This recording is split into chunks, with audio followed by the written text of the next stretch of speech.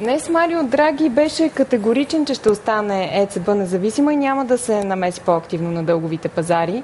А какво следва от това решение? Като че ли точно в нея всички виждаха спасителя? Ами да, така е. Пазарът търси своята сламка, за която да се хване. От друга страна, позицията на Централната банка на Европа не за пръв път е подобна. Аз бих върнал пейзажа 10 години назад, когато еврото беше подложено под спекулативен натиск от продажби. Тогава позицията на Централната банка беше също да запази възможно най-дълго време своя неутралитет, не намесвайки се на пазара, но в крайна сметка беше принудена да проведе серия от интервенции, така че да успокои пазарите и да създаде фундамент под еврото. А след като Европейската Централна банка няма да помогне, кой ще се намеси? Европейската Централна банка рано или късно би трябвало да се намеси, тъй като основните критики към момента са свързани с все още недостатъчно добрата технология по участието на Фонда за финансова стабилност на пазарите. Докато нямаме алтернатива кой да застане и кой да подкрепи пазарите в ситуации на турбуленции, Европейската банка все пак ще трябва да се намесва като кредитор от последна инстанция. Това вече това е един от натиска на европейските лидери, Европейската банка да вземе малко по-твърда роля в намесите на пазара, в успокоението на пазара, тъй като в момента основният проблем е по-скоро липсата на доверие, страхове и множеството спекулативни интереси, които движат пазарите, отколкото реалният риск от дефолт на някои от големите страни. То всъщност Европейската Централна банка е взела една така твърда позиция, която явно не удовлетворява обаче пазарите. Съвсем нормално, значи ние виждаме не само Европейската Централна банка, виждаме едно разделение между интересите на Германия, Франция и Европейската Централна банка по отношение на ролята й в сегашната ситуация. От друга страна, пазарите се нуждаят и от мъжка ръка, която да тропне по масата и да каже: ние заставаме зад устоите на тази идея и ще направим всичко по силите ни, така че да успокоиме нормалното функциониране на... Това ли би била правилната позиция на ЕЦБ в този момент? Правилната позиция на ЕЦБ би била да застане наистина зад дългосрочния интерес на еврозоната. По какъв начин ще го направи, вероятно е плод на малко по-голям политически консенсус, за да може самата ЕЦБ да застане комфортно и да каже: да, ние имаме уверението в бързи реформи от страна на съответните страни, ние имаме уверението в стартиране на дейността на Фонда за финансова стабилност в близко бъдеще и затова ще се намесиме към момента. От друга страна, трябва да припомним и че Европейската Централна банка не може да участва на директни опциони. Тоест тя участва на вторичен пазар, което допълнително забавя срока, в който тя може да се намеси ефективно на пазарите по линия на чисто пазарните принципи. Между другото, на няколко пъти видяхме, че закъсалите държави пласираха дълг наистина с много висока доходност, но все пак на какво се надяват инвеститорите, които купуват тези книжа? На печалби. Съвсем нормално имаше преди доста години по време на кризата в Русия, руският дълг беше станал буквално центове. Да, и тези, които тогава инвестираха точно в тези книжа, реализираха едни от най-големите печалби година до 3 по-късно. Може да се каже, че в момента това е добра инвестиция. Дали една инвестиция е добра или не, общо взето е въпрос на малко по-сложна аритметика.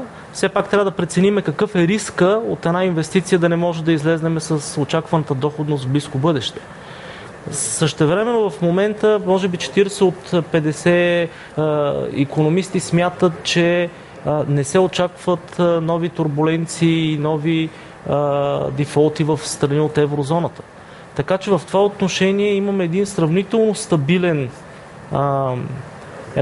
сравнително стабилна среда, която има държави, които изпитват ликвидни затруднения. Имаме липса на достатъчно хармонизирани действия от страна на регулаторите и на политиците, но аз си мисля, че сме твърде далеко да очакваме рязка турбуленция на пазарите и нови... Пазарите не повярваха и на Испания. Вече кризата се движи към ядрото. Нормално и на Франция също така. Пазарите не точно, че не вярват на Испания или на Франция, по-скоро пазарите си играят с нервите на Европейската централна банка и на страните, които имат водеща роля в валутната система. Драги, между другото, разкритикува европейските лидери, че бездействат и вие го споменахте, но всъщност Германия се оказа, че работи върху таен план за създаването на Европейски валутен фонд, който при определени ситуации може да отнеме бюджетния суверенитет на закъсали държави. Смятате ли, че такава мярка ще проработи? Аз в предишното ни включване преди няколко седмици ви споделих, че ролята на Великобритания ще бъде търсена от Европа като механизъм, по който да намали риска срещу турбуленции, срещу натиск от страна на спекулативните интереси. Съвсем нормално е Германия като една от водещите икономики да търси резервни и спасителни планове. Нормално е тя да бъде критикувана от по-малките в случая, тъй като те са основните играчи, които имат нужда от помощта на Германия и Франция.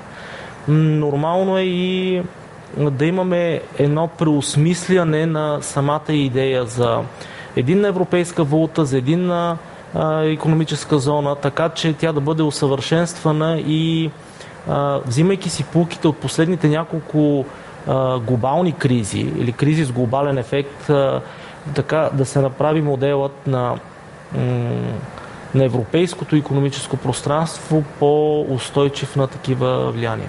Да, но едноличната роля, която демонстрира Германия, не ядосва ли другите европейски лидери? Няма ли опасност да се разцепи еврозоната от това поведение, което демонстрира Германия? Опасност от разцепване на еврозоната, аз не бих казал, че точно от такъв тип солови акции би могло да бъде продиктувано.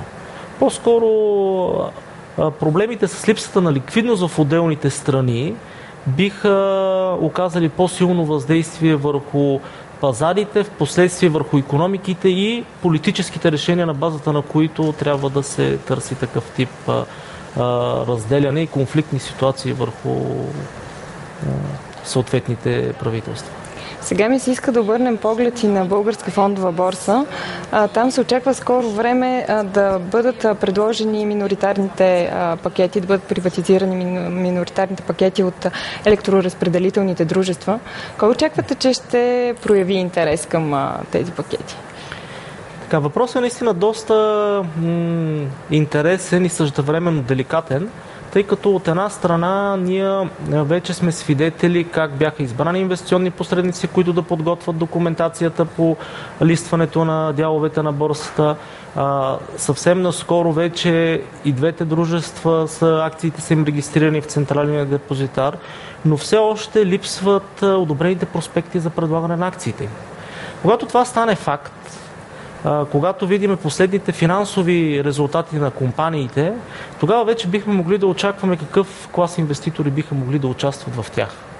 Тъй като в последните публикувани отчети има така значително занижени стойности на приходите на компаниите. Просто трябва да имаме една апдейтната информация, наистина да може да ги оценим и на базата на това да прогнозираме ще има ли интерес или просто ще трябва да очакваме, че мажоритарите ще укрупнат своя дял. Да, смятате ли, че мажоритарите дори в този момент да не се възползват и да накрупнят своя дял, все пак ще отправят търгово предложение и ще отпишат компаниите от борсата след това? Всичко е въпрос на функция пак на предходното, което казах относно текущите им резултати. Ако текущите резултати не са достатъчно перспективни, не са достатъчно атрактивни да влезне чужд или да влезне портфелен инвеститор, някой, който би се борил с мажоритария за допълнително част от бизнеса, мажоритарите по-скоро биха пасували, тъй като те така или иначе към момента си управляват компаниите в съдружие с държавата. А на международната сцена смятате ли, че акциите на енергийните компании в момента са добра инвестиция? Акциите на енергийните компании се движат главно от очакванията на на бизнеса и на анализаторите по отношение на суровините, които те преработват и търгуват. Така или иначе имахме един доста силен пик в зелената енергетика от редица страни.